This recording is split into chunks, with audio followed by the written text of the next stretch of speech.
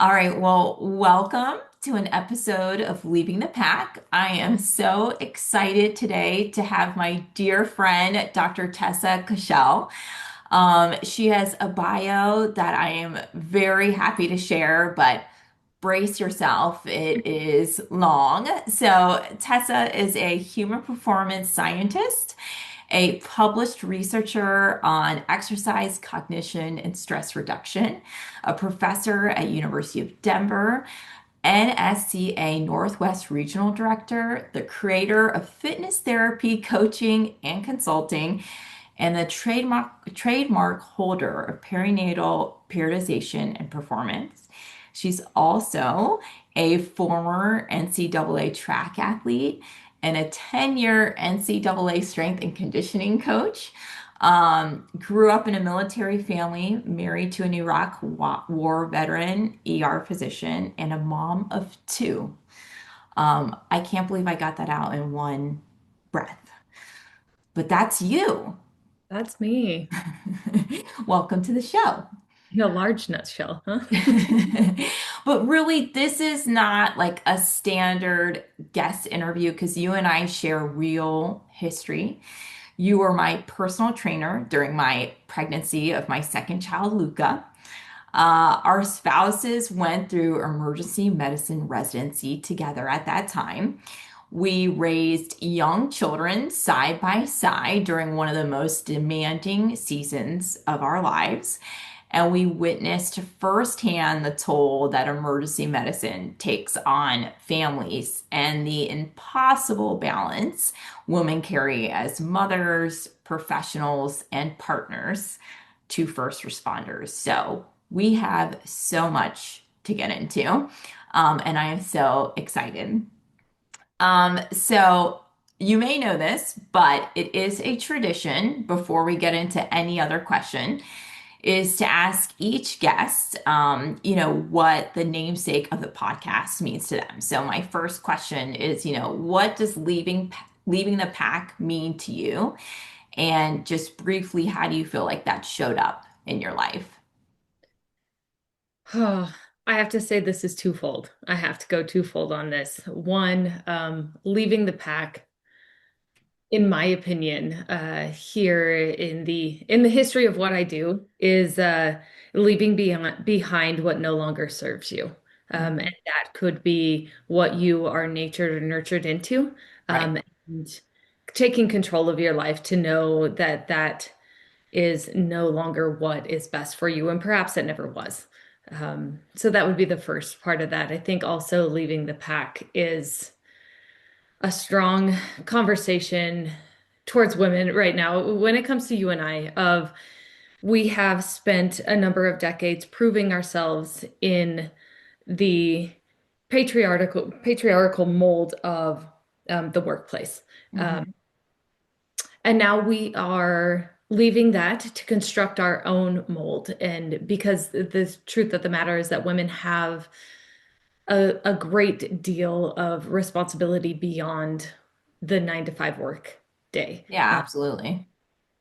And so what we're doing is taking those hours and restructuring them to fit our own goals so that we are no longer feeling that guilt, and that tear between both of your identity as a mother and your identity as a professional. And we're like, no, I can be both, but it needs to be on my terms. Hmm. Those are the two that I see. So I have to start, our podcast where some wouldn't, and that has to be with us and how we know each other. So, because you are just some expert I found online. Like I said, you're my trainer, my friend during our survival period, but tell the listeners how we met and if you could, what that season of life was actually like. Ooh, in a nutshell, that was the hardest. The first year was the hardest year of my life. The Yeah, year. absolutely. And I'm not sure if you can say the same, but our husbands, so I we had Brad and I had my husband and I had a 2-year-old and a newborn. And a month after that newborn was birthed into this world, we moved cross country from Las Vegas, where he did med school and I was working on my PhD, convinced my department to let me leave early to go Wow. with him to residency, which was jumping through burning hoops. Had Hmm. never been done before. This was pre-COVID, so this was all novel. And moved across country where we knew no one. Had never lived in Florida in Miami before.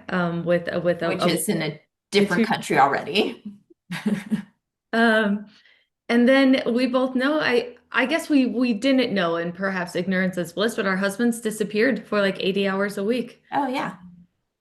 And I had a 2-year-old and a newborn and was trying to finish a PhD. And he was like, I'm so sorry, good luck. I'll see you in 3 years. Um, and so it began. Yeah, so I still remember the first moment we met because Michael, who was my spouse during residency, told me that he had volunteered to babysit a newborn and a 2-year-old, right? And I said, with what time? He's like, oh, on the only day that I have off, we're gonna go babysit. And I'm like, okay. And no one knew at the time, but I was 9 weeks pregnant and newly pregnant, like right as residency started. And so no one knew at the time. And it's like not even past first trimester, so like barely besides like my parents. And so Michael was like, it'll be great for us. And I was like, or it could be terrible because we're already pregnant. What if this is terrible? And then I was like, do you even know them for them to um have us take care of their children? And Michael just looked at me like, I think if they need a break, they would have anyone take care of their kids. And I was like, absolutely. So he described us like newborn and 2-year-old. And I was like, we're going to be way in over our heads. And I remember meeting you, and you guys were going to a concert, I think, right? Like in Tampa or something like that. A concert, a game. It was going to be like for a while. And I just remember seeing you, and you were in such incredible shape. And I was like, wait a second. Wait, isn't Erilyn like 5 months old? I don't like the math is not mathing. Like I don't understand what's happening. But it was like a very brief interaction. Like here's all her stuff. Here's Avery stuff. And we were like, okay. And then your kids were, I mean, just angels.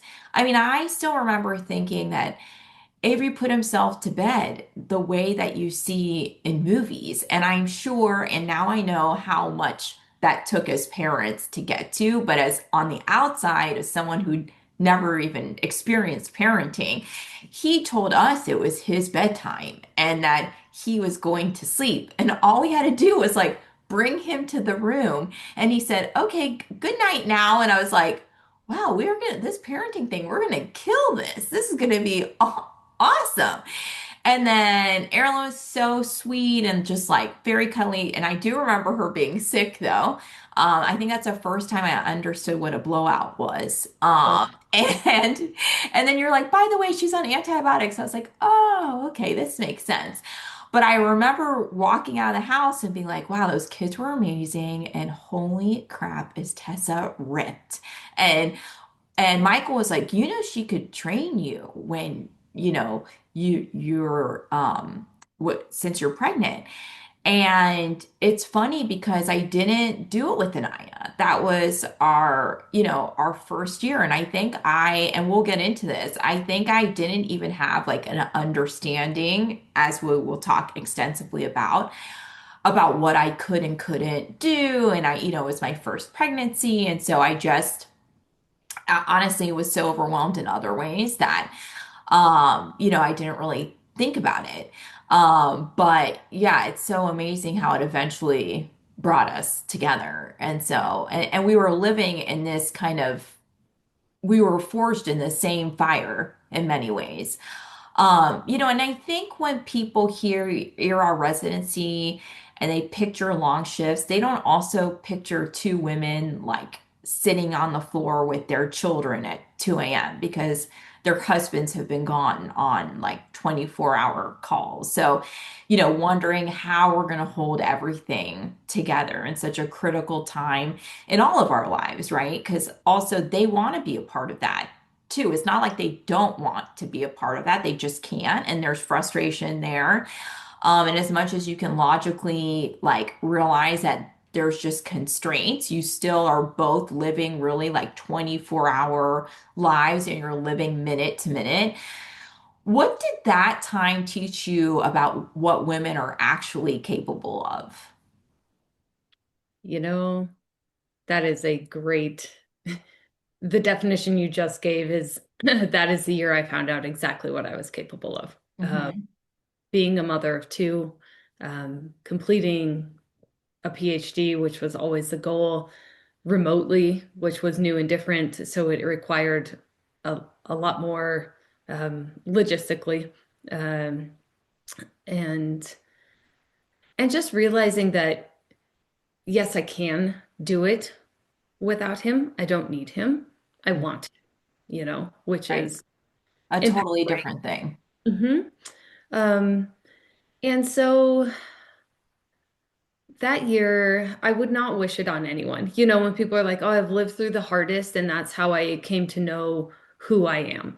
Um, I don't think it's necessary for everybody.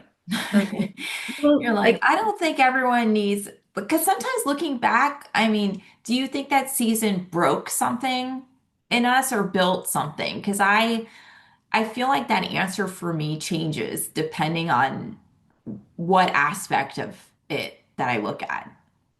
I think that I would be okay living my life having not experienced that year. There we go.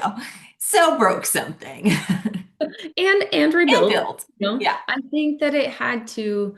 So I guess here's how it ties together, right?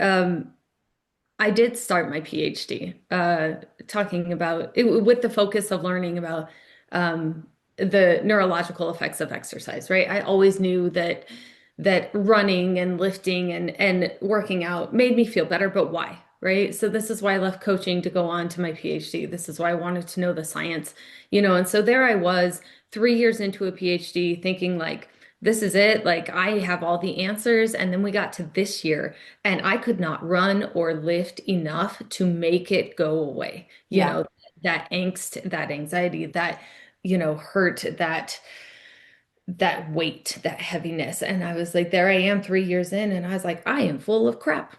Like I did Mhm. my PhD and I need to go back to the drawing board because Yeah. everything that I'm sitting here writing about is You don't not feel it. working Yeah. right now. It's like, okay, so now I know that works to a certain point until you go to a whole nother level and then something else has to change. And what it forced me to do is dive deeper into the science, and that is where I became a true interdisciplinary health scientist as opposed to just an exercise physiologist because I had to draw from so many buckets to place this jigsaw puzzle together of how to heal and how to rewire the brain and how to fight back against that consistent onslaught of anxiety, of stress, I guess Yeah. you could call it, for lack of a better term. Um, and I learned it myself. I guess I was my first case study. Mhm. And the What beautiful, better way? right? So that first year, and then I applied it to my husband, who was not in a great place after the first year of residency. Yeah.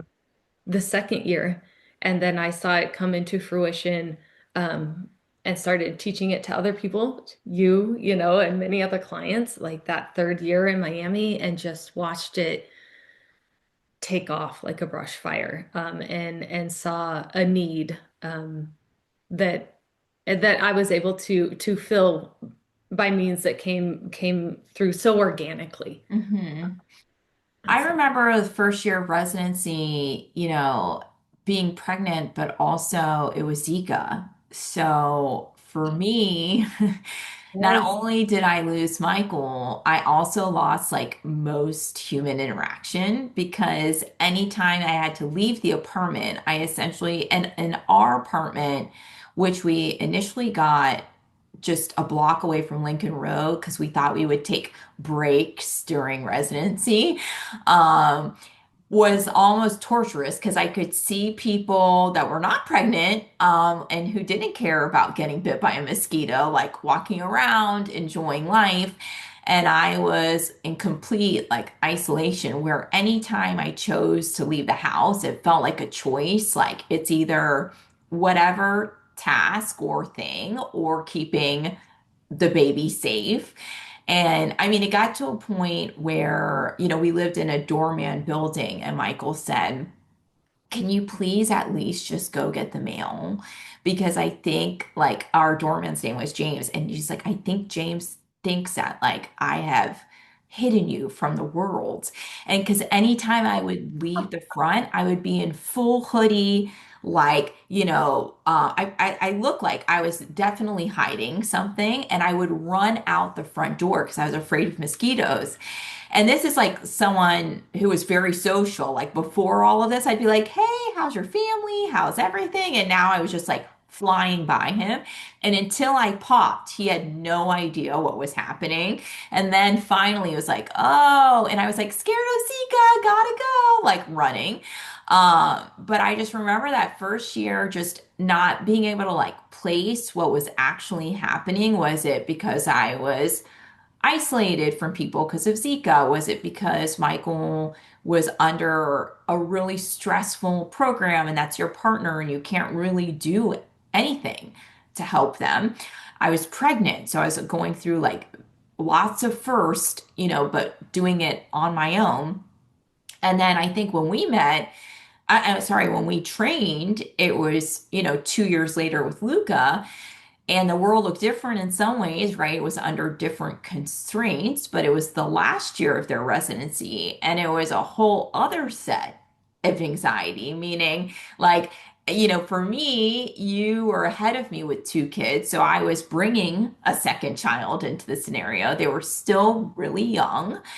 And then thinking, I'm not sure if anything got much better in these past, few years, either. It's like the faith that it would get better, or, what has changed in all this time. But I certainly felt like, I think a lot of moms feel, and first time moms and young moms feel so much confusion around what they're supposed to be doing, what's normal, what is their partner supposed to be doing. So many questions happen. And I think we often reference our own upbringing, as points of success or failure. And so I'd love to get into that. So I know that, you grew up in a military family and you've been honest about coming from what you call like a neuro maladaptive family environment.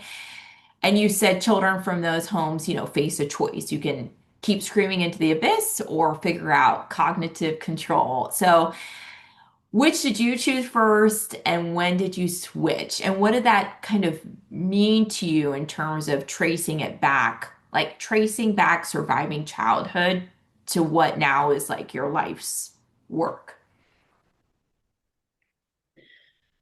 It is a story of progression, I guess you could say. I think that I do speak to a lot of tactical populations right now. That population does tend to have a higher percentage and occurrence of some sort of history of violence, whether it's Right. emotional, whether it's physical, a neurological imbalance, whatever it may be. They just tend to have a higher occurrence of that. And the beautiful thing is that people that go into being, first responders and things like this, and in the tactical community have adapted that to be to save people, Helpful. right? Yeah. Yeah. They want to save people from what they have experienced, which it is a beautiful thing in and of itself. But what they still may struggle with is how to handle those emotions in their personal life, right? Hmm. They are taught a lot about cognitive control and cognitive performance on the job. And they're either exhausted from doing so all day that they have no desire to do it when they get home. They're just tired, right? Or Right. they haven't made the connection on how to translate that into the home. And so I talk to populations about that, and it's near and dear to my heart because, as you said, I did grow up in an emotionally dysregulated family. And when I say dysregulated, I mean unregulated. Like there was everywhere, like, and there was, No signs of regulation. no. And it's like you could say, well, my parents did this or that, but it's like, and then their parents before that, like. Sure. Yeah, generations. And until you decide the buck stops here, and you decide to learn the science behind it or the behavioral change, to do so, it will continue. And I think that crux for me came when Brad, my husband, was not my husband at the time, but in college, I was still very much behaving the way that I was raised, which Hmm. which was now I look back and I'm like, wow, it's absolutely unacceptable Yeah. behavior. But Um, at the time, it's all you know. it's all I know. I'm like, oh, everyone doesn't behave like this, doesn't lash out emotionally at the Yeah. slightest inconvenience. I didn't Right. know.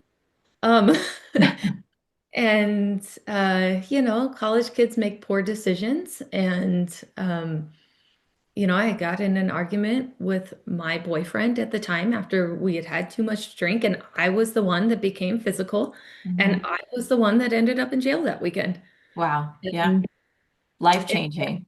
that's what I was at fault, you know. And the police came and they arrested him first, and it was all of his football buddies came out and they were like, "No, she is the aggressor." And they're like, wait a second. They are not wrong. Yeah. And fast forward through all of that crazy nonsense and having, to mandated like anger management classes and things like this. None of that really stuck. But what stuck is when Brad was like, "We cannot be together anymore because I will not continue to have a relationship or raise a family with somebody who behaves like this."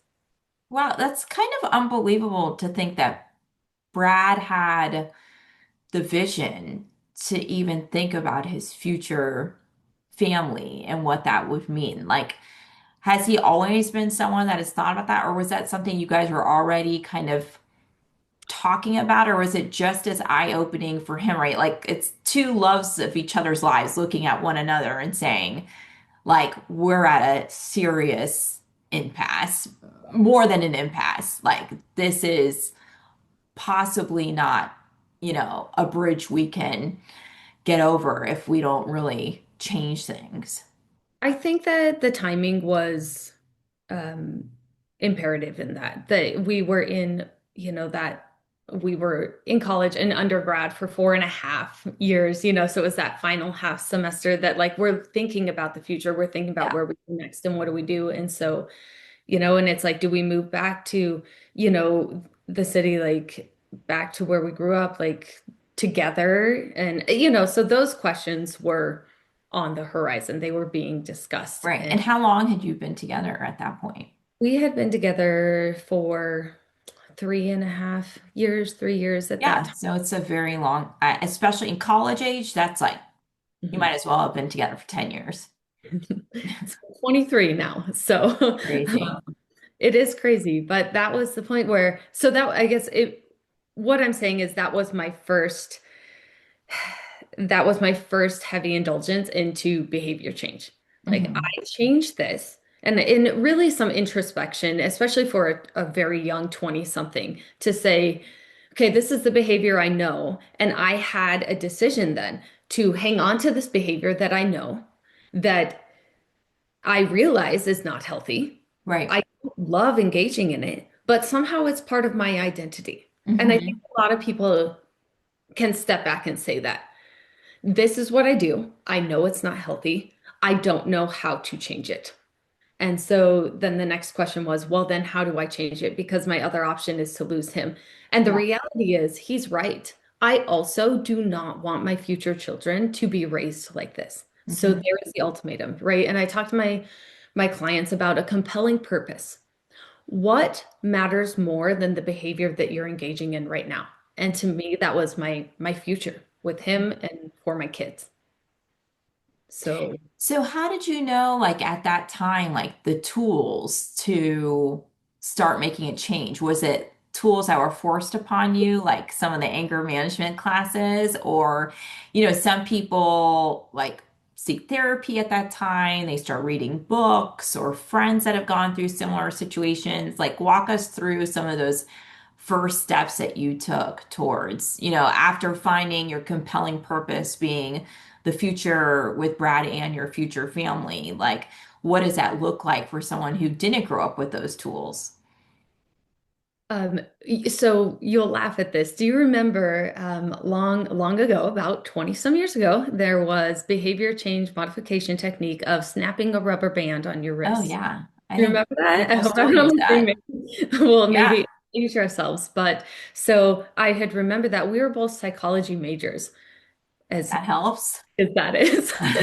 Um, and I was like, okay, I remember behavior. Let me go back to my behavior change notes. Looking at notes. Like very rudimentary, right? That's great. And so that's what I started with. And when I would feel that, I guess this is when I first started to, what one would say is step into my power and understand that we are a product of our experiences, but we can change what that product, the result of that, um, Absolutely. of those experiences. So I started with the snapping of the rubber band, and really just I almost there was times I felt like I might implode because I would want to have, which now I realize is a stress response, is that unleashing of the emotions in this torrent of, anger or pain or hurt or whatever it may be, Mhm. but to maintain a contact with your prefrontal cortex Yeah. and continue to,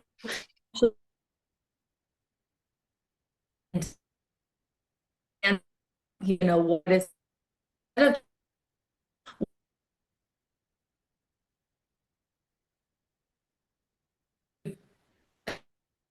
very important change in my life of choosing logic over emotion.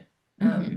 And which now I find it a compliment because people in my family will say, you're almost void of emotion. And I'm like, Yes. yes. Mission accomplished.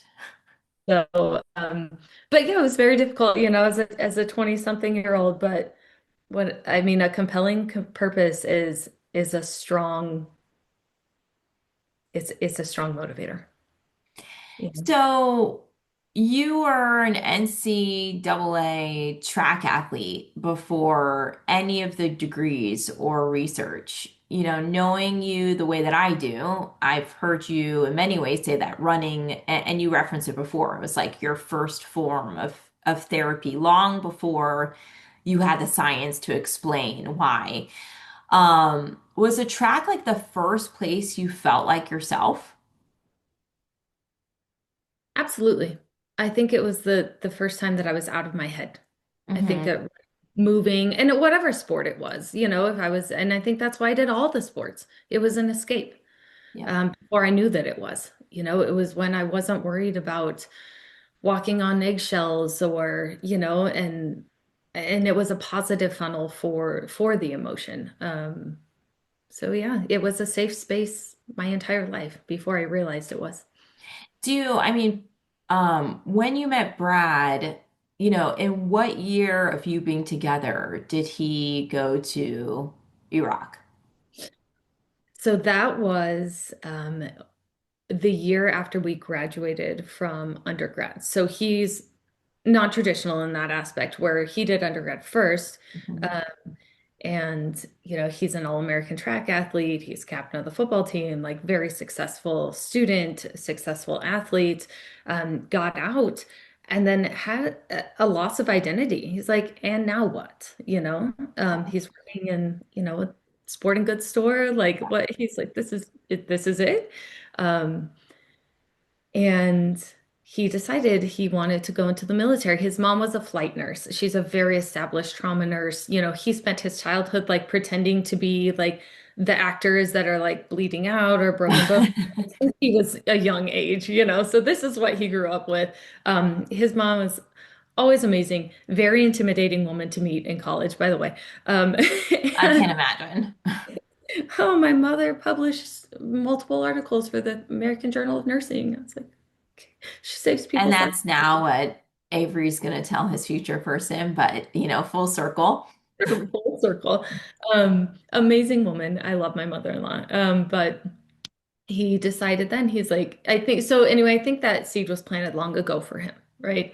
And he said, I need to do something that matters. I'm going to join the military. And this is when after 9/11, like happened when we were in undergrad, like we're in the middle of full-scale war. And This I was had, even after you guys have also had this critical juncture in your own relationship. yeah. And, but who am I to tell him no for something that matters so much to him? Sure. If this is something he needs to do, he needs to do it. And so we knew that we would likely be getting married anyway. So we got married before he left. Mhm. He did join the military, and then we found out not long after that he was going to be deployed. Um, Wow. and so we planned a wedding in 6 months, in 4 months, something like that, Mhm. um, and got married because we never wanted the regret of if something were to happen to say that was going to be my spouse, right? Yep. Like Yep. after so many years together, like it just, that wasn't an option. Yep. And so that was another tough year for us. He deployed, we got married, and he was gone our entire first year of marriage in Iraq. And so I decided I did not want to be surrounded by family and friends. I moved to start my master's to nowhere, Illinois, and I was coaching there and getting my master's. So no one knew him. No one really knew I was married. I Wow. didn't have those sympathetic, like, how are you doing? Sure. So another way to step into your power, like to understand, like, this is how I need to deal with this. Hmm. And yeah, so I spent a year in my studies and coaching and just waiting for random phone calls Oh from my a gosh. rooftop in Iraq where he's laying flat so he doesn't get shot at. Oh, Like, it's incredible because I think, for those of us who met you, years later, I still remember on Veterans Day always texting or right because we had to text Brad or Michael because we didn't see them ever in real life, but thanking Brad for his service. And I would say he's so and probably for multiple reasons, but always very like, no big deal. Like, like, oh yeah, sure. And he's so under the radar for everything like he went through and sacrificed, and both of you, sacrificed. And I find it so compelling that in many ways you both came from like kind of military backgrounds, like super athletes that found yourselves in really challenging emotional situations, but dedicated, your lives into the service of others. So it's almost as you said, like with first responders and coming into serving others to almost kind of fix some of the traumatic things that have happened in the past by paying it forward in a really positive way. And you don't see that all the time, right? That you can go, as you said, like in so many different directions on how you let the trauma that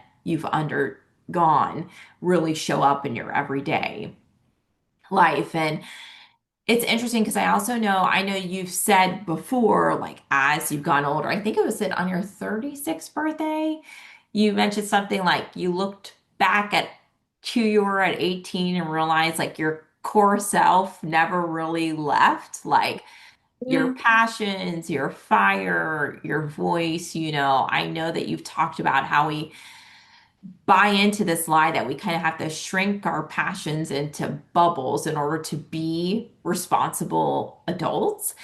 And this podcast, literally called Leaving the Pack because of that exact idea of not having to shrink yourself and what others think of you. When do you think you stopped buying into that mentality? But yeah, I don't think I ever bought into it. There we go.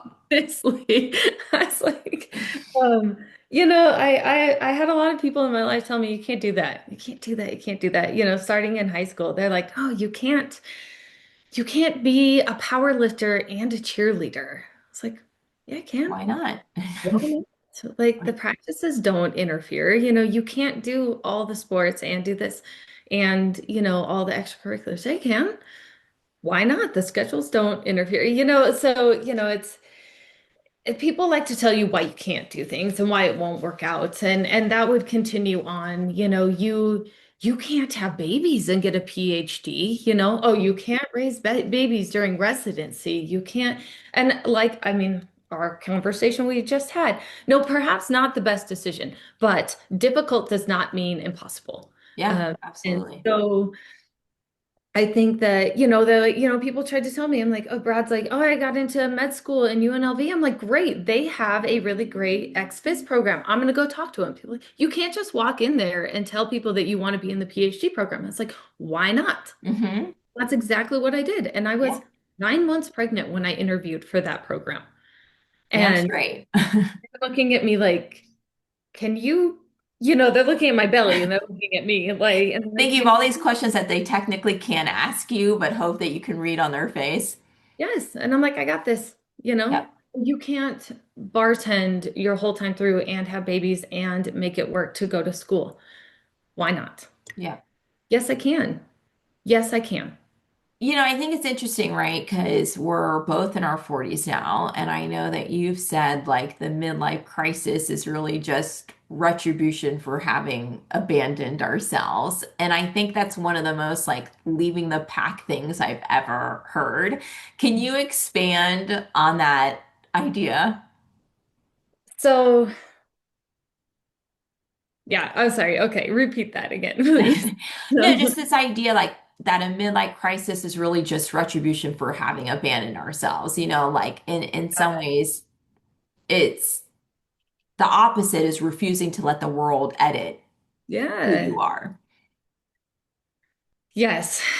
I I enjoy middle-aged women so much, I have to say, because of the abandonment of um what they're supposed to do and who they're supposed to be. And I think that now women and I would say men too are figuring out that they're allowed to be who they want to be. And of course, I'm always going to speak towards women more. We are very much changing the dynamic of what work-life balance looks like, what our family lives look like. And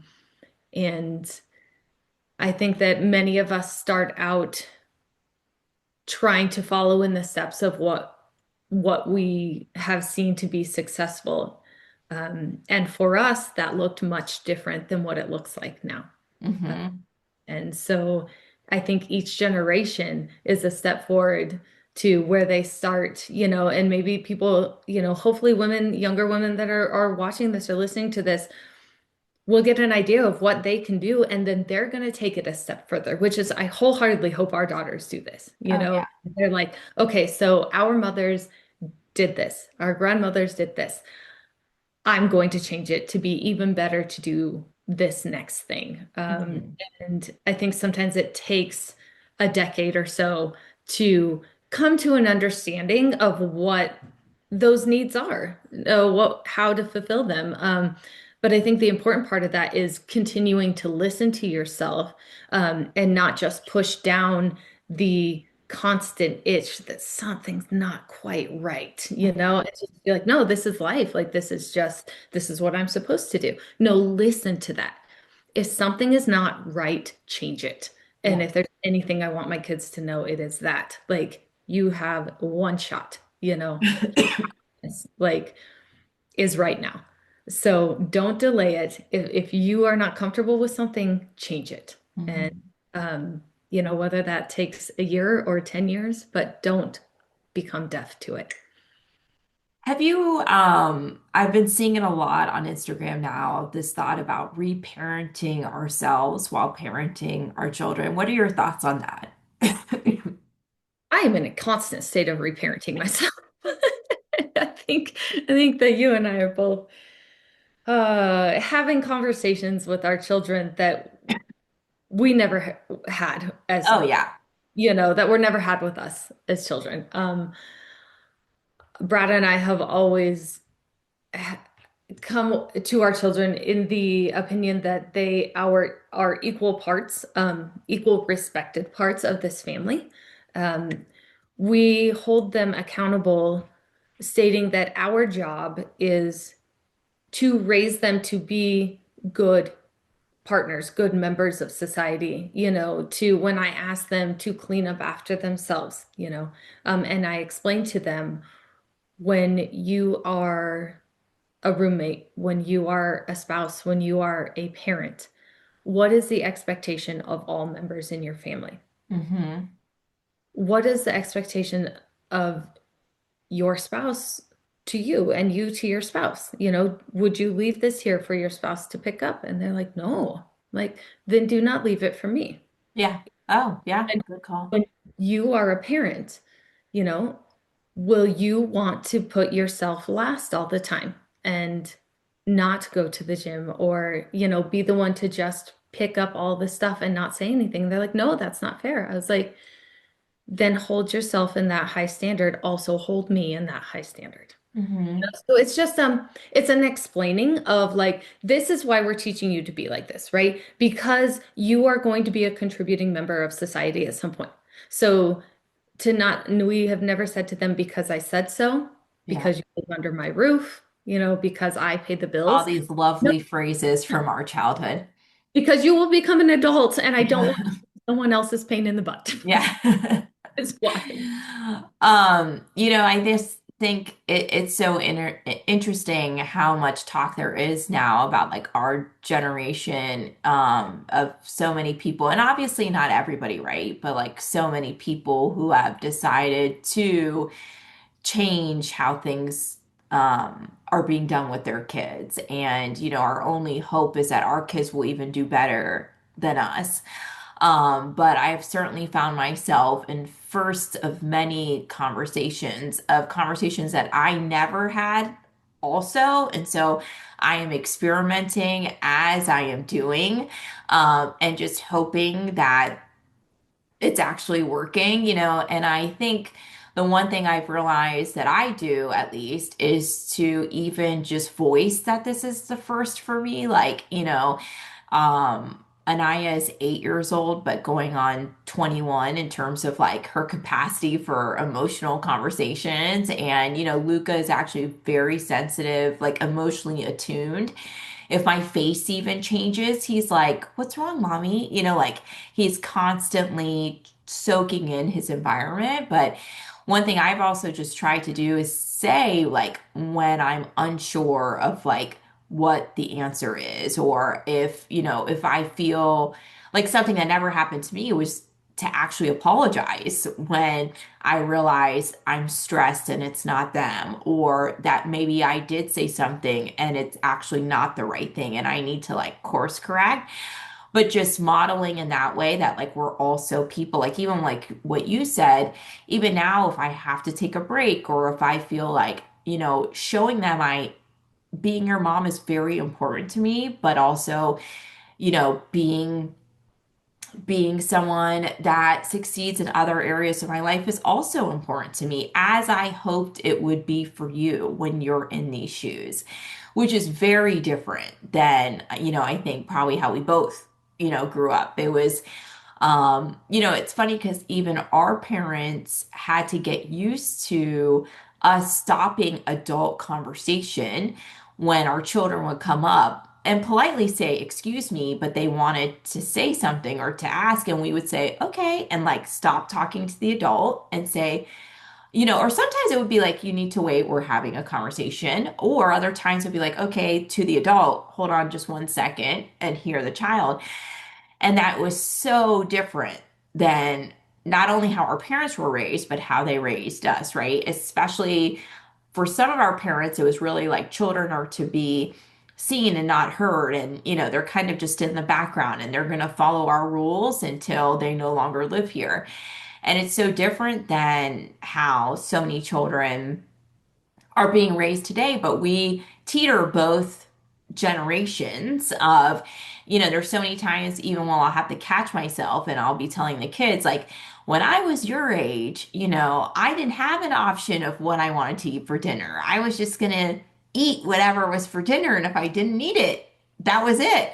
Um, as I'm giving them like five options for dinner and wondering, like, is this the right thing to do? Like, maybe it wasn't so bad only to have one option, you know? So it's just really interesting how I think that we're kind of in this in between. And some of us have really actively chosen to do different for like our kids in the hopes that they even do different, right? But they're only going to continue to evolve positively. So let's get into what you've built, right? So you've created fitness therapy, like which is a framework where anthropology meets neurophysiology to really unlock peak performance. And for a listener who thinks a trainer just counts reps, explain what you actually do and why it's fundamentally different. So it's you mentioned like unlocking, apex human performance, which sounds great. It's got a good ring to it. Really, what I like to do is just unlock happiness. I just want people to feel good about themselves. I want them to be able to fight those inner battles. And honestly, movement is the fast track to it. And that's just a science. Like if you think back when you touched on the word anthropology, like in our basic human instincts, in our basic mammalian form, your brain is heightened for learning when you're moving. Why? Because mammals are like if you're running, you're surviving, right? Or you're running from danger, you're hunting, you're, looking for a mate if you're moving, you're trying to find a new home. Any of these things of which you need to remember, right? So the brain becomes more plastic, right?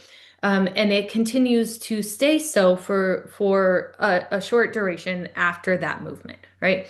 So it makes sense in that aspect that we utilize movement for a far cry more than just a temporary release. You have Mhm. to have that compelling purpose. You have to attach it to the movement, right? And how that becomes so interesting with pregnant women is because and the research will tell you a woman is never more motivated to tackle those inner demons or those uh, you know, behaviors that she would like to release. She's never more motivated to do so before she brings a child into this world. Oh, wow. And so it's our first, I don't want to call it a sacrifice, gift. It's our first gift as a mom, Hmm. to get our minds right before we pass unwanted, the things that don't serve us onto our children that will Right. also not serve them. Yep.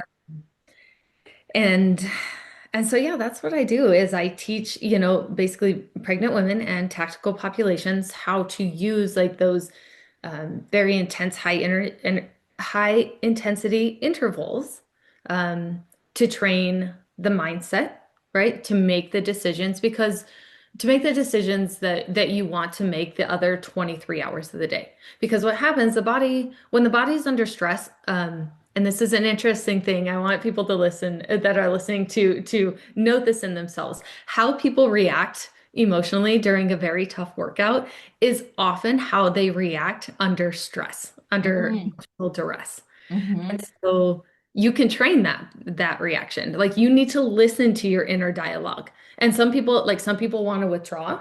Some Yep. people get like fighty, they get angry, Yep. right? Like some people get like emotional and kind of sad, like Hmm. like doubtful of themselves. And this is all I'm talking about during a HIIT workout. But Yeah. you take that context and say the same thing when they're under emotional stress. Emotional stress. Yeah, that totally makes sense. And so you can train your inner dialogue. You can work on what are your cues, or we call triggers, right, for emotional stress. And then what are those counter cues, right? What is that inner dialogue to switch that around? And if you practice it during movement, when the brain is primed for learning, it will more quickly change those synaptic connections and for you to transfer into the other 23 hours a day. Wow. I mean, you just said like we're anthropologically built for movement, that our bodies like literally evolved for it, but we've designed movement out of modern life and wonder why we're anxious and depressed. Why we What's the sleep. like, what's the neurological cost most people don't realize that they're paying? Complacency. Mhm. Complacency. I mean, without movement, I mean, even just you go out for a run on the street and you have to look for cars. You have to watch stepping off the curb. Like you have to understand the weather patterns. You have to thermoregulate. And this is just it doesn't matter how fast or slow you're going. These are all things you have to worry about. These are all things that you have to process cognitively, Right. right? It is a form of stress.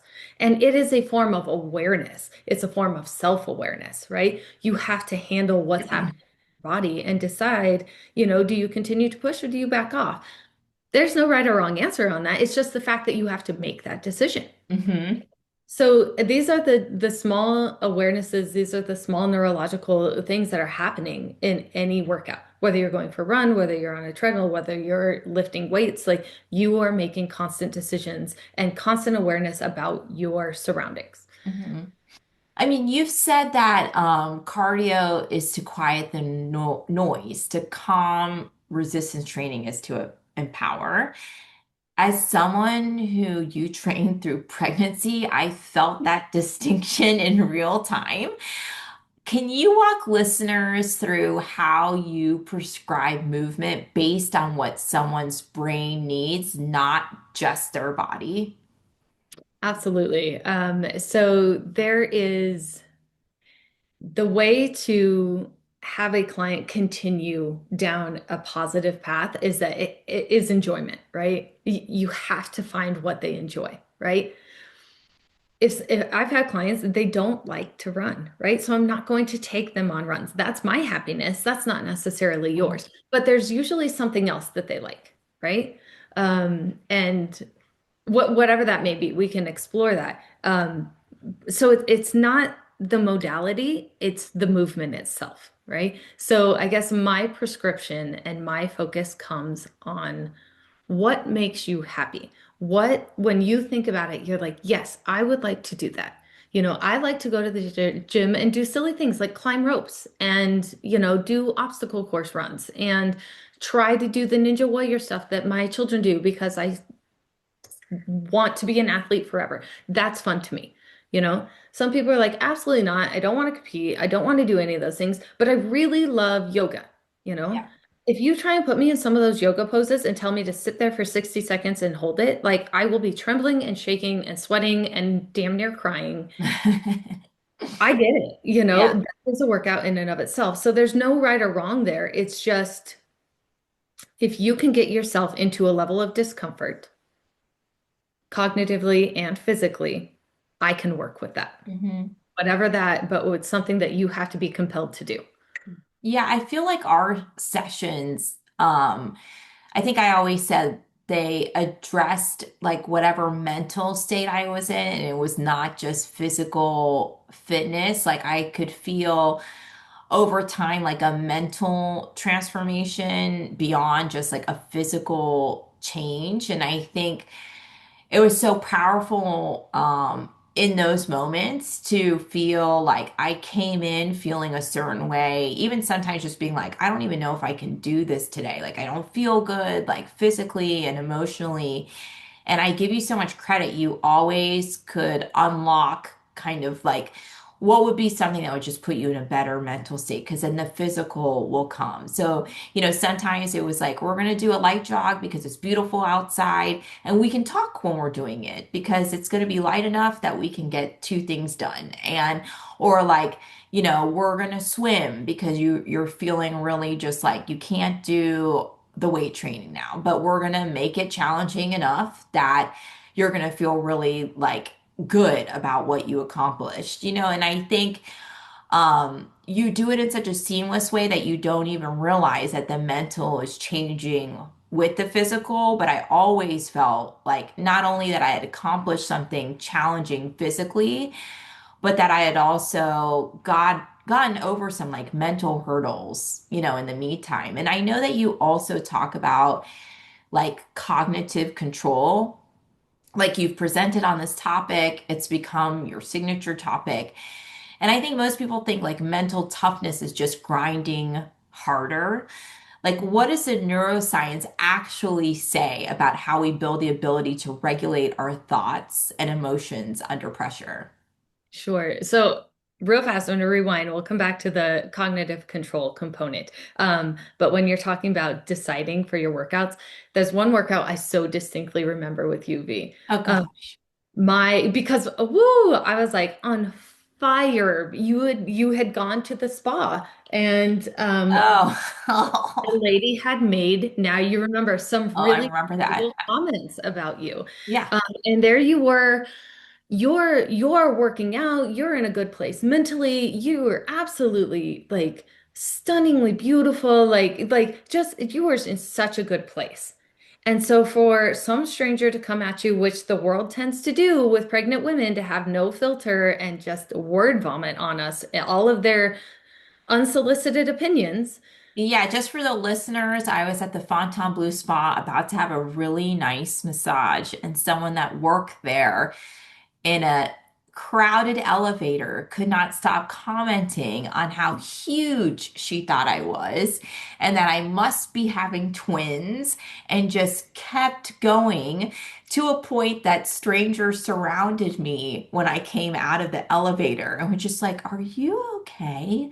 Like, and I just couldn't even believe that someone felt that comfortable. And I am so grateful that at that time I was actually training with you, because like I did feel really good about like what I could do. I knew how strong I was. I knew like I felt really confident in where I was at. But even with all of that, when someone comes at you like that, there's no way to not feel like, what just happened here? Like, I'm in a very vulnerable place. And someone, felt like they could cross that line, with the complete stranger. But I remember coming to you almost like in tears, Mhm. not believing that experience.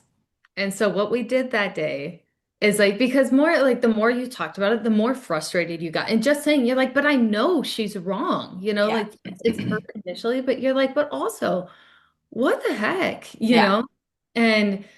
And so as you were warming up, like that's when we like take the incline up a little bit, because as you're walking in, you're like, I mean, like, why would she say, like, yeah, we're gonna use that energy, and then we hit the hit the weights hard that day. I still have the picture, and I think you are on my Instagram, like, and I point out all of the amazing things about you in that picture as you're lifting not light weights, Yeah. and used every bit of that energy to reaffirm what you already know, that Hmm. everything she said was nonsense. Yeah. And you were strong. You were in a great place, both mentally and physically. So, it's things like that where it's like, I knew right away that empowerment was the name of the game that day. Yeah. Um, Absolutely. yeah. So yeah, that just So, comes. how do you feel Yeah. like, how are we able to really, just in that example, like, how do we regulate our thoughts and emotions? Like, what does the neuroscience tell us? So I think that the main answer to that is that you have to be willing to try. You have to be able to reconnect the prefrontal cortex, which, if people don't know what I'm talking about, that when you get into a state of stress, the amygdala tries to take over, and it Hmm. tries to go back to your very like primitive brain, which is survival and fight or flight, right? So then we lose our ability of higher thinking, which sets us apart from the rest of the animal world. Um, And so you have to be able to take the pause, right? You have to have a game plan in place. Let me go back a step. You have to be able to have a game plan in place of like it's not enough to say, I don't want to engage in this behavior. And then, okay, so we take that away. What would you like to replace it with? Hmm. Instead, you would like to do what? I don't want to react like this anymore. Great. How do you perceive yourself reacting instead? So you have to have a plan. And then you have to be able to, this is the hardest part, to pause the behavior that you have engaged in over and over and over again. And that is the hard part, right? And Mhm. this is where training that during exercise, like training that when you're already in a state of stress, um, because that wherewithal, those counter cues under duress physically will help when you are very heightened emotionally. The ability to step back, take a deep breath, to pause between how you were going to react automatically to how you are deciding to respond now, right? Mhm. And so it is a conscious decision. You can't just say, like, you can't make the plan and then not practice the pause and then try to implement it, right? You can't practice the pause, but then not have a plan of how you then want to proceed. You Mhm. have to have both. And you have to be able you have to be willing to try over and over and over again because it will not change automatically. And V, I will tell you, I am 20 years into this, and there are still, especially these little minions called children, will push you to your limits. And like, Oh, I know. that Yeah. monster starts to come out again, and I'm like, bah! Oh, I was just gonna say, like, we both had to regulate emotions while parenting young kids with absent spouses in high stress residencies, right? It was like the perfect storm for so much to come out. Do you think you were consciously practicing what you now teach during that time? Oh, absolutely. That's when I was saying that's when I dove back in as I was finishing my residency or my PhD, my dissertation. And I was like, nope, there is more to this. And that's because I needed it myself, because exercise was no longer enough. And that's when all of the mindset training, the cognitive control training, um, V, I can't tell you how many times I stopped at the end of my run and sat on the rocks next to the waves and like practiced mindfulness and Yeah. practiced meditation, like that would then carry me in. I can't tell you how many times, like at the end of the night, and I was frazzled, and the kids, like, they still needed a bath and dinner and books and all the things, and I still had 3 hours of writing to do, and I had to practice the pods. Then I had to implement these behaviors. I had no choice. Yeah. You to make a decision like how do you want to respond here? How do you want these kids to know you? What's the environment you want them to grow up in? Like all of those compelling purpose questions, you have to be able to try time and again. And I didn't always succeed, and that's why I say you have to make the decision over and over and over again. But literally had I can't say I had no choice. I had absolutely had a choice. But for the future of my children, there was only one decision. Yeah. I think there's something that we don't hear enough about, and it's really like this invisible weight carried by the families of like emergency first responders of all types. And you and I both know what it's like to hold down the home front while our husbands are saving lives under just like impossible pressure. And, I think you've said like, and I completely agree. We expect physicians to be impenetrable and compassionate simultaneously, and they're killing themselves trying to be both. How would you describe what that looks like from the inside as a wife? My husband holds himself to a very high standard. Um, so he has a tough time being vulnerable at any Mhm. point. And I would say that's likely true for most first responders, most tactical populations, which there's a heavy overlap in them. Sure. So I think that we have to go above and beyond to create a safe space for them Mhm. allow them to finally let down that guard, which in Brad's case is very little. But little is something, you Yeah. know. And I think that's true for a lot of, they are strong humans. They're not looking to be coddled. They're not looking to, the oh, poor me's. They're just looking for a safe space, even just to say what you do is difficult and you're Hmm. very good at it. Just to be recognized, I think, and reminded that their seen goes a long way. Yeah, I think it's difficult, right? Especially in the crux of training where in many times in situations, especially they've been taught and told to keep their emotions in check and to the side. And in that season of life, they're also coming home to a place that is also very stressful, just in a different way. But creating this space, even as we do similarly with our kids now, to say, like, all that you're feeling is valid, and this is just wanting to be a safe landing space. But at the same time, right, like there's this unspoken expectation that the spouse just handles it too, right? Like the kids, the household, like the emotional labor, while their partner is doing like important work, which it is. Mhm. But you turn that season into fuel, right? Your husband's career didn't just give you empathy for first responders, it gave you purpose.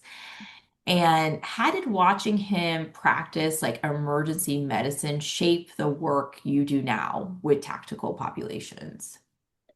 I think the most impactful statement I can say about that is my husband is an Iraq war veteran. He was in the thick of it, in Fallujah, Iraq, and the most torn down I've ever seen him, the most stressed I've ever seen him was the first year of residency Yeah, after imagine. being an Iraq war veteran. Yeah, That's that's intense. That's a yeah. bold statement.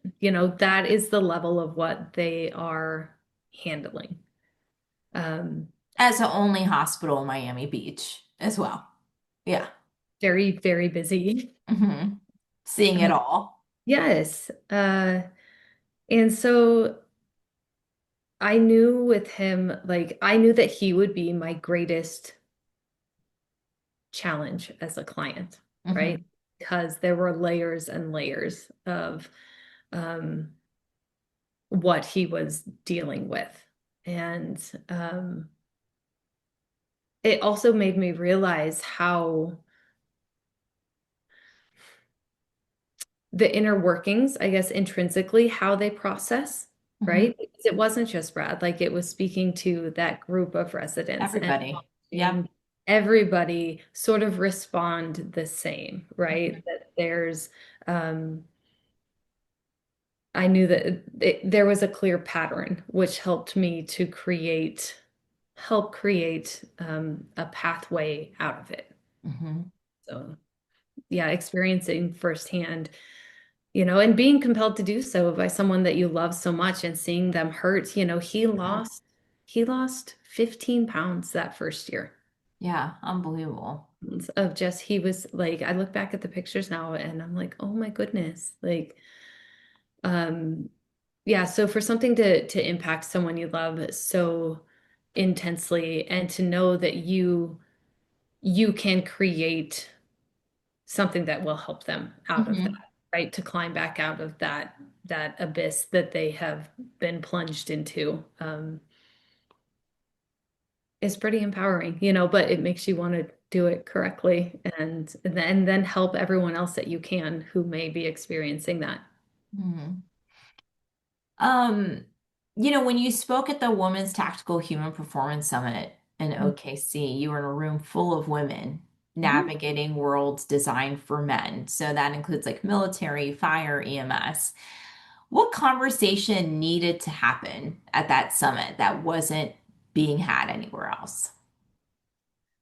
First of all, I'll say the empowerment in that room at that summit, like that's what's needed the most is like voices joined together to say like we are not the same as our male counterparts. We are experiencing different things. Like the empowerment that came in that setting was perhaps one of the best I've like just been lucky enough to soak in a conference. Those women are amazingly powerful, and they hold themselves to such a high expectation. So the conversation, you know, is the conversation is making it our own, right? Mhm. Because they're trying to hold themselves to the high expectation of doing all the things that society thinks mothers and women should, and then also holding themselves to the expectation of what males have said is expectation in their, you know, given sector of first responders. Like, um, and so again, how do we morph that into the strengths of a female, which in cognitive control, we went through many of those about how women we process multiple things faster, right? Mhm. How the conclusions we come to are needed. Like our very specific abilities are absolutely dire to have on a team, you know? So to never forget, like not trying to fit the mold of the men, but to highlight what you bring being a woman, you know? Mhm. um, and and and holding on to that power because we are not the same, right? And Yep. how we process in those high stress environments is not the same.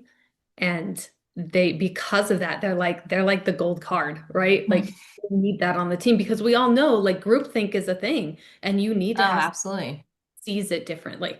And that will often be what saves the team, that saves the mission, whatever it may be. So step into their power.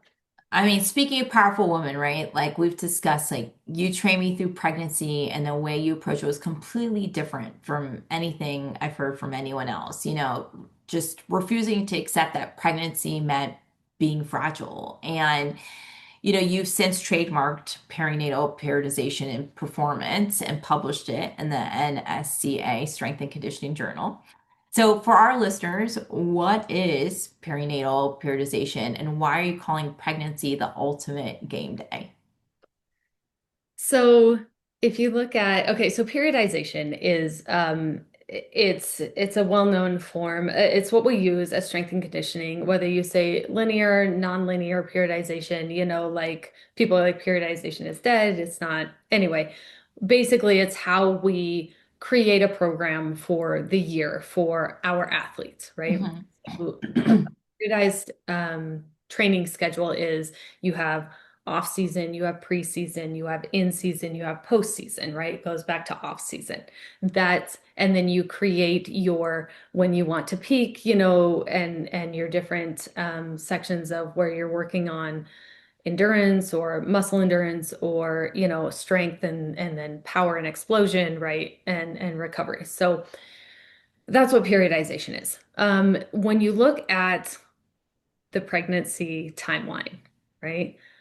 It's you can put it to a 12-month periodized schedule, right? Mhm. So you have the time before you're pregnant, but perhaps you're trying to get pregnant, and this is you can call this out of season, right? You can call this preseason if you want, right? Where you're just maintaining like a baseline, Right. right? Just in case, right? Like we need a baseline here because we know something big is coming, right? We know something's coming.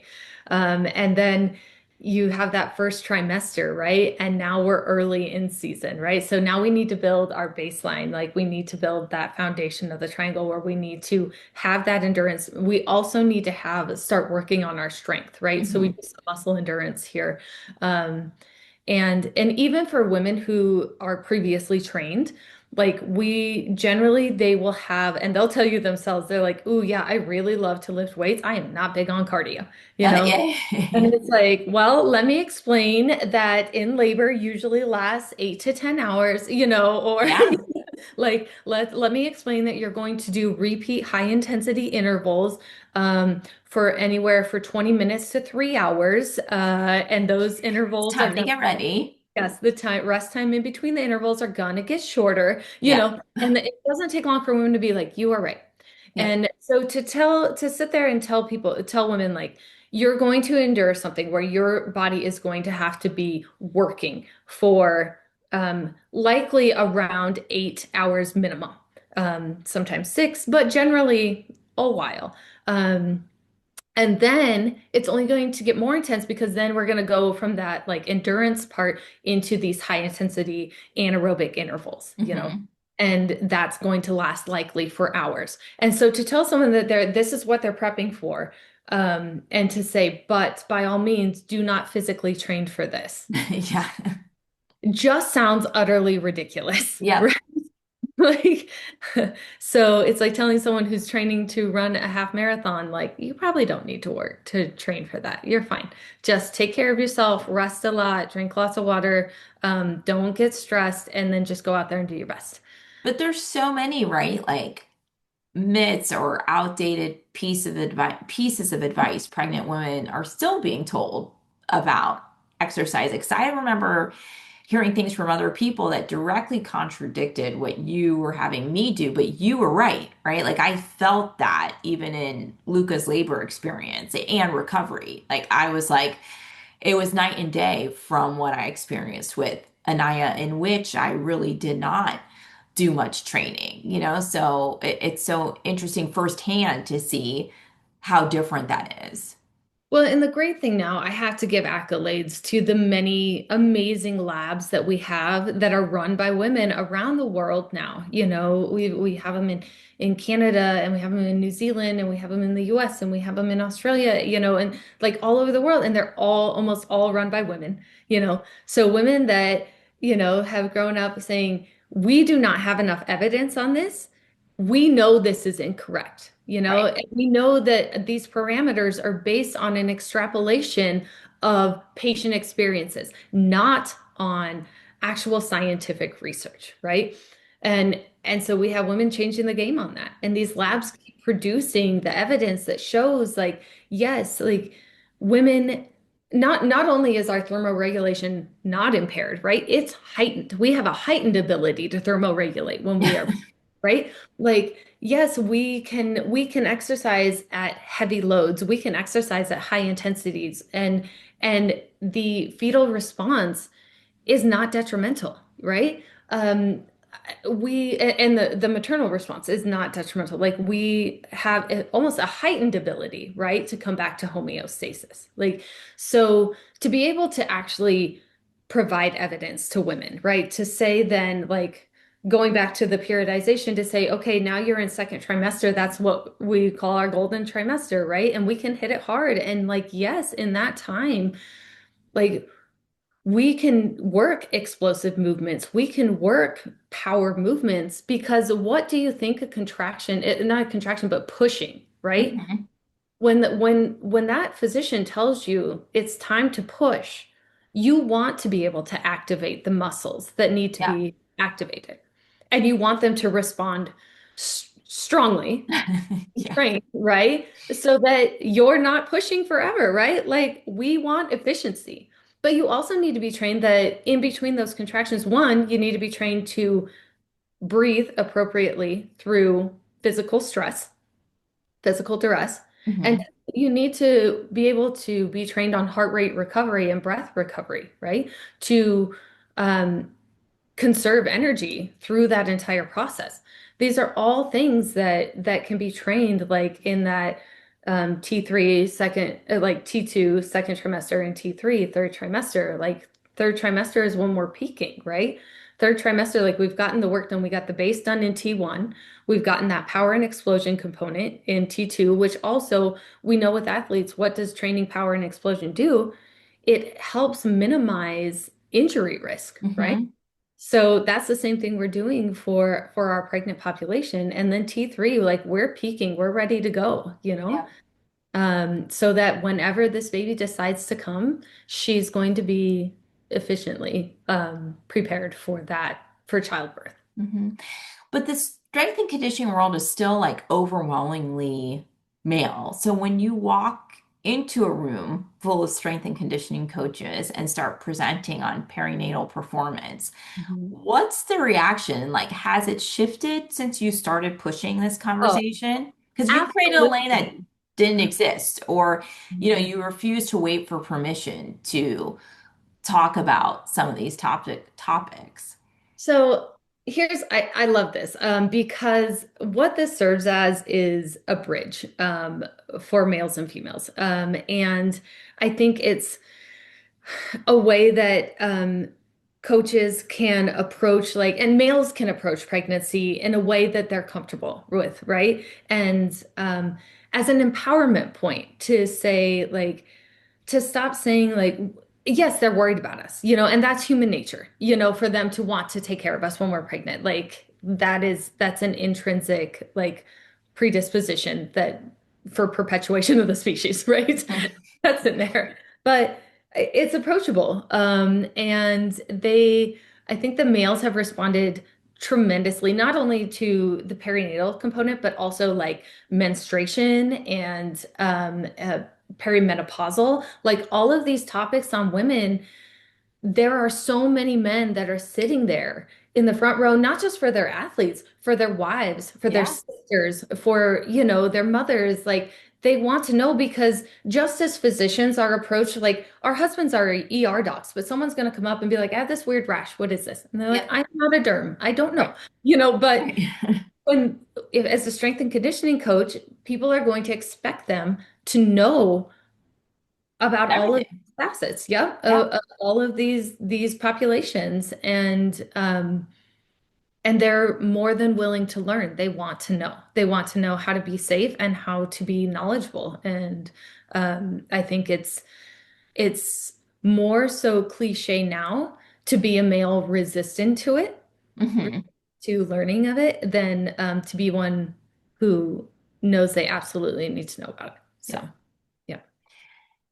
So you and I like both went through this season where we could have easily become bitter, burned out, or just survived, but we refused to let hard seasons define the ceiling. We both built something from it. You left an NCAA coaching career, you pivoted to NIH research, you've pioneered health coaching models, you've created your own discipline, you're a professor at the University of Denver. What's the through line? Like, what kept you building instead of breaking? Desire to create a better experience for my family and my kids, and for those that I'm surrounded by, for women in general. Mhm. I think that I just, I know that it's knowledge is power. And the more I learned, the more I continue to learn, the more compelled I am to put that knowledge out there in the world. Because I think right now, the mental health crisis globally is real. And if I can help just a little bit with that, I'm here for it. I'm Mhm. here. I want to see people happy. I know what movement can do, and especially paired with, a compelling purpose, paired with that movement. Like, I know that it can change lives. And Mhm. I see so many people carrying so much baggage, whether it's current from current weights, from past experiences, usually from both. But if I can help ease that a little bit, then I've done my job, in this life. Like, that's what I want to do. So, As you said, like one of your most important jobs is raising your children. And you challenge your kids to battles of wit and athleticism, whether it's at the Ninja Warrior gyms or on the track field or like deep in the wilderness. I've seen on Instagram, I'm like, where? But knowing where you came from, right? Like as you characterize it, a neuromaladaptive childhood, and how intentional are you about raising them differently? And is breaking this cycle the ultimate act of cognitive control? it is a day in and day out decision. It is a minute to minute decision. It is my first and foremost purpose in life is how I interact and respond with my children. That's how important it is to me because I, uh, yeah, um, because that is the legacy that will live on in them. Mhm. And I want it to be the right one. Mhm. Uh, and I want to change just because your family has behaved a certain way for so many generations does not mean that it needs to continue to be so. And it doesn't mean that it helps the world in being so. So, you have to make a conscious decision to live the change, and see that come into fruition in future generations. I can agree with you more. I think there's something so powerful when you actually see and really believe the daily impact that you are making on your children. And, they always say like children are so resilient, and then everyone in therapy is like unpacking their childhood.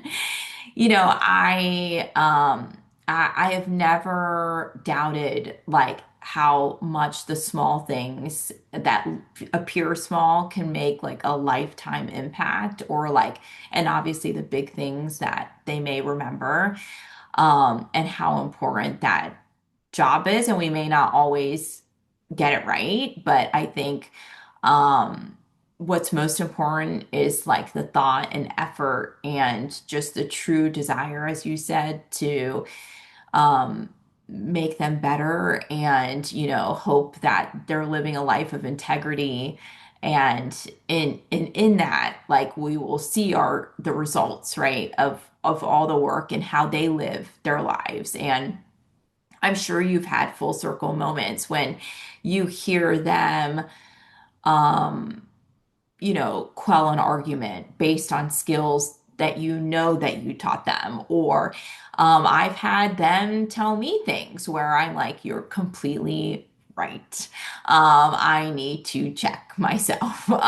Just seeing what you're doing and seeing it in real life, and even if it's to yourself, I think that those are the moments where you feel like I'm actually doing something right, even if it's not all the time, it's sometimes, and hopefully the sometimes last more than any other mistake. Yeah.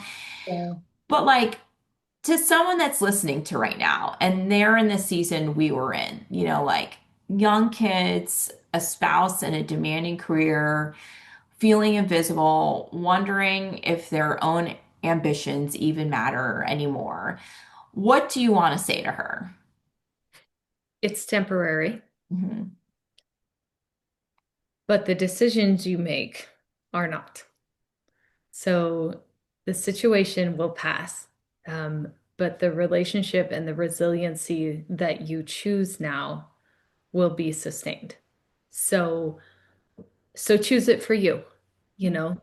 Think about who you want to be when you come out of this season, who you want your children to be when you come out of this season, what you want to look back on and remember, about that season. Like think about And that it is just a season too. it is. It's just a season. It's just a season and one that you will look back on and maybe not laugh. You'll be like, we should not do that again, but we survived it, right? And um and I think that, keep looking towards the future of how do you want to remember this time and then make your decisions accordingly. I've heard you recommend The Comfort Crisis by Michael Easter. And so, without spoiling it, what idea from that book most changed how you think or live? I say that book, it really is a portrayal of all of the science that I've, delved into for many years. I think he makes it very tangible for the general population. And it's a great story as well that makes it tangible to people. But um, I think that the main point there is to be uncomfortable. That if you are in a spot where you are uncomfortable, you are growing. And if you are never in that spot where you're challenged, if you are never in a spot where you feel like you need to uh, assess your decisions and your next step, you are not growing as a human. Mhm. So sometimes we need to place ourselves willingly into those situations. Sometimes life places us unwillingly into those situations. No matter which one it stems from, you still have the chance to become a better human. Um, Mhm. and you need to take it. Mhm. I mean, if leaving the pack means anything, it means choosing your own path, even when it's lonely or uncomfortable or you feel like misunderstood. What's one thing you believe now that you had to leave the pack to discover? That who I am is enough. That the ideas that I've had, the way that I've seen the world since I was young, is not inaccurate. Hmm. It is actually a foundational piece to who I am and what I bring to society. So don't let it diminish you. So I also love to end any podcast with the same question. So if you could talk to young Tessa, knowing all that you know now, having lived through all those seasons, and also knowing there's other seasons to come, what Mhm. piece of advice would you give to her? Or not even advice, like what would you say to young Tessa? Don't stop running. Step forward. You know, it's so amazing because like when you talk about cognitive control, I lived that with you. When you talk about perinatal performance, you coached me through it. I'm gonna get so emotional.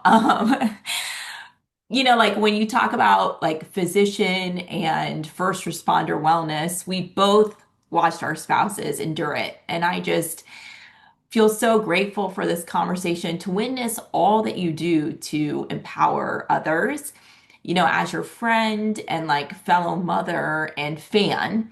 It's so incredible to witness all that you do. And I'm just so blessed to have you in my life. And I just can't wait to see all the things that you continue to uncover and to continue to learn from you and to continue to live it with you. And I'm just so glad that we had this moment to kind of memorialize all that we've gone through, all that we're going to continue to build, and, all that we'll continue to unlock in our future.